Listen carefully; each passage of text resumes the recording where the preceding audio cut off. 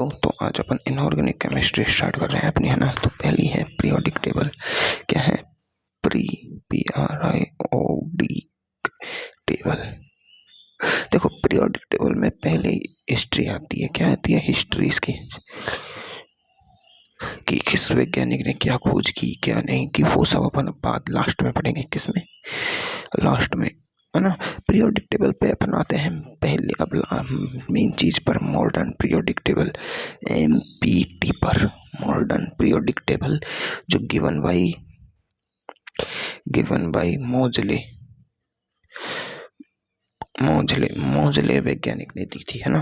अब मोजले ने क्या दी? पीरियोडिक टेबल दी। अब मेरी बात समझो, बात ये समझो कि मोजले ने किस आधार पर दी, कैसे दिए, क्या प्रयोग किए। तो मोजले वैज्ञानिक से पहले आए थे अपने कौन? भाई साहब, मोजले से पहले थोड़ी सी हिस्ट्री के बारे में जानते हैं कि मोजले से पहले आया था अपना मेंडलीव। क्या आया था भाई? मेंडलीव के बाद वैज्ञानिक आए, पर मेंडलीव की जो आवर्त सारणी थी उसके आधार पर मोजले ने अपनी आवर्त सारणी दी, है ना। तो मोजले की जो आवर्त सारणी है वो मेंडलीव की आवर्त सारणी का आधार है ना। मतलब मेंडलीव की जो आवर्त सारणी है वो मोजले की आवर्त सारणी का आधार है। मेंडलीव की आवर्त सारणी का आधार, है ना। मेंडली का जो आवर्त सारणी है वो आधार है मोजले की आवर्त सारणी का। तो देखो, तो क्या हो रहा है कि मतलब तत्व हो गए थे ज्यादा, तो उनको एक वर्ग में, क्रम में व्यवस्थित करें, इस प्रकार व्यवस्थित करें कि उनके गुणधर्म उनकी आवर्तिता के फलन हो जाए। मतलब जो इसे एक तत्व आ रहा है, दूसरा तत्व आ रहा है, तीसरा आ रहा है, चौथा आ रहा है, तो इनके गुणधर्म भी इसी तरह बदले, तो इसे आवर्तिता में गुणधर्म कहते हैं, है ना।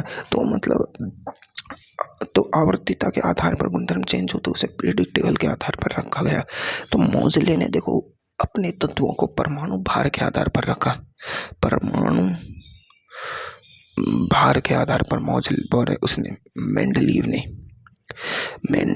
मेंडलीव, है ना। मेंडलीव ने अपने जो तत्व थे उनको परमाणु भार के आधार पर रखा। पर परमाणु भार इतनी अच्छी तरह से, मतलब तो उसमें जो, मतलब कहते हैं ना कि ग्राफ देखो तो एक ग्राफ सीधी लाइन नहीं आती थी। ग्राफ सीधी लाइन मतलब लगातार गुणों में परिवर्तन, मतलब इसके गुण, फिर इसके गुण, इसके गुण, इसके गुण, इसके गुण, जो कैरेक्टर्स थे वो मतलब लगातार बढ़ नहीं रहे थे, घट नहीं रहे थे। मतलब परमाणु भार एक उच्च मापदंड नहीं था कि परमाणु भार के आधार पर अपन व्यवस्थित करें, है ना। तो ये कुछ मापदंड नहीं माना गया। तो अब इसको क्या किया मोजले ने? क्या किया? तो देखो, मोजले वैज्ञानिक ने एक प्रयोग किया। मोजले ने क्या किया भाई? प्रयोग किया एक। अब मोजले ने क्या किया कि मॉडर्न जो पीरियोडिक टेबल थी अपनी, MPT, उसको बनाने के लिए उसने एक प्रयोग किया। उसने क्या किया, है ना। अपन जानते हैं कि वी नो डेट, कि जो इलेक्ट्रॉन होते हैं वो मतलब कि कैथोड होती है, एक होती है एनोड, है ना। अपन जानते हैं कि एनोड पर ऑलवेज ऑक्सीडेशन, कैथोड पर रिडक्शन ऑलवेज। रिडक्शन में क्या होता है? रिडक्शन का मतलब होता है इलेक्ट्रॉन का निकलना, और एनोड का मतलब होता है इलेक्ट्रॉन का जुड़ना। क्या होता है? जुड़ना। तो इधर अब अगर एक एनोड लगी हुई है, इधर कैथोड लगी हुई है, और ये एक बीम है, तो है ना। तो इसमें इलेक्ट्रॉन की गति, इलेक्ट्रॉन यहां से निकलेगा और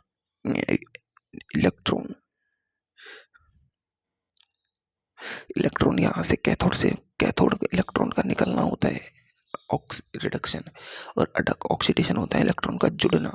नहीं, इलेक्ट्रॉन का निकलना ऑक्सीडेशन होता है शायद, है ना, निकलना। और इससे इलेक्ट्रॉन का जुड़ना, क्योंकि इलेक्ट्रॉन की गति ऐसे होती है, ऐसे। ये इलेक्ट्रॉन जाता है, यानी इलेक्ट्रॉन एनोड से कैथोड पर जाता है, यानी कैथोड रे, जो कैथोड की किरणें होती है ना, वो इलेक्ट्रॉन बीम होती है कैथोड पर आने वाली। तो उसने क्या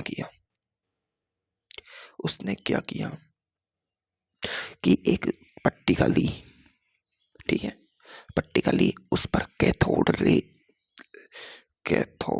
रे अब कैथोड रे क्या होती है भाई?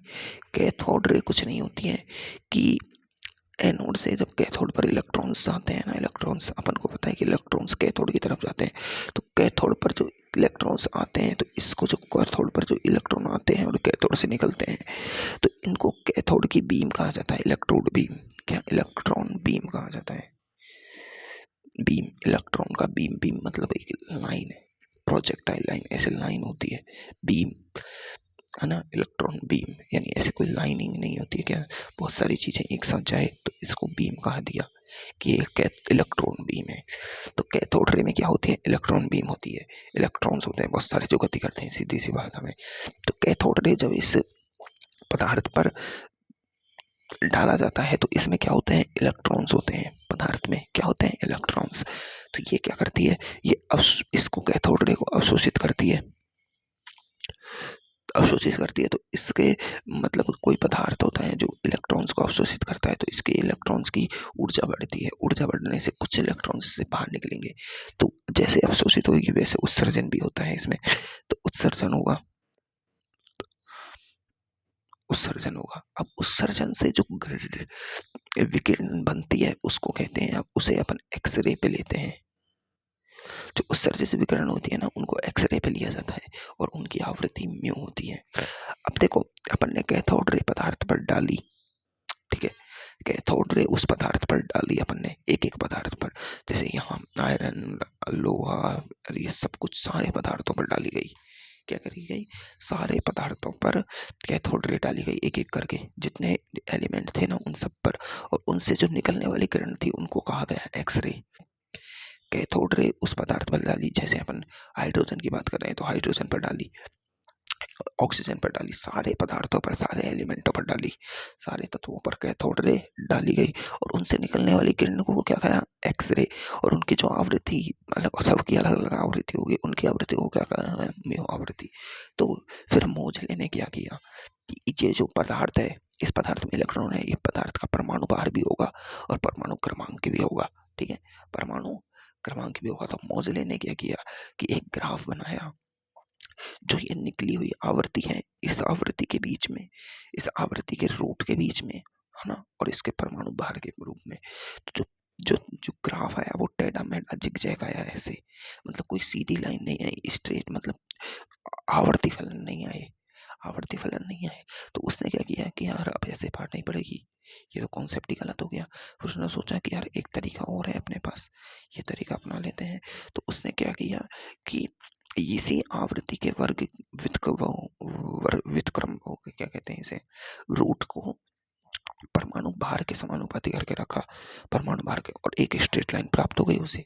क्या प्राप्त हो गई? और उस स्ट्रेट लाइन पे सारे तत्व आ गए कि इस तत्व का परमाणु, इसकी तत्व की आवृत्ति इतनी, परमाणु भार इतना, परमाणु द्रव्यमान, इसकी आवृत्ति इतनी, ये ये ऐसे सारे तत्वों के आगे ग्राफ, और इन ग्राफ से एक स्ट्रेट लाइन प्राप्त हो गई।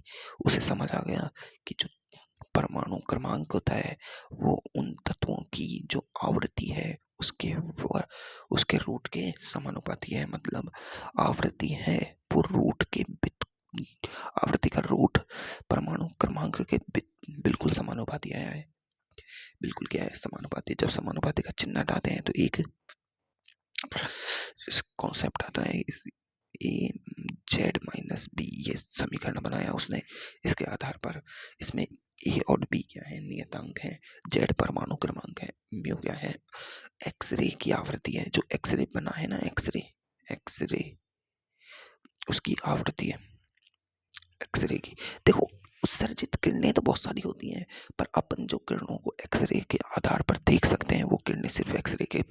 देखो, अपन जब एक्सरे निकालते हैं कोई भी हड्डी वड्डी का एक्सरे, तो जो हड्डी का एक्सरे, जो हड्डी छपती है ना, छपती है वो एक्सरे किरणों की जो फ्रिक्वेंसी है उस आधार पर छपती है, ठीक है। तो यहाँ जो फ्रिक्वेंसी ली गई है वो एक्सरे विजन में जो इसकी फ्रिक्वेंसी है उसको ली गई है, टोटल फ्रिक्वेंसी नहीं है ये। इस इस उत्सर्जन की टोटल फ्रिक्वेंसी नहीं है ये।